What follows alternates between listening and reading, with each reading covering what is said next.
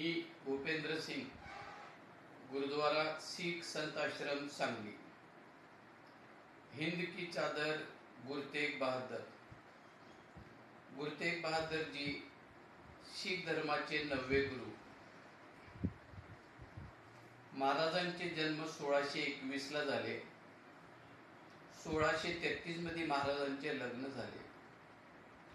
पुत्र संतानाची प्राप्ती 1666 ला झाली।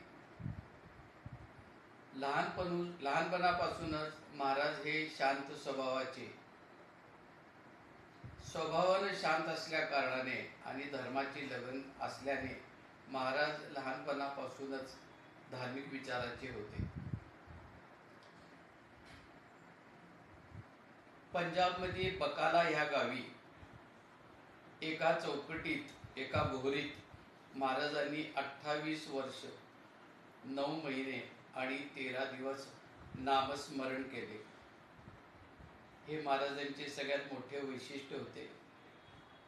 महाराजांनी उत्तर भारत आणि उत्तर पूर्व भारत ह्या प्रांतात मानवतेचा प्रचार करण्यासाठी पायी यात्रा केल्या। शीख धर्माचे पहिले गुरु गुरु नानक आणि त्याच्यानंतर 9वे गुरु गुरु तेग बहादुर यांनी पायी यात्रा करून मानवतेचा प्रचार खूप केला। अशा निष्ठावंत कर्तव्यनिष्ठ अशा सद्गुरूंना आम्ही नमस्कार करतो।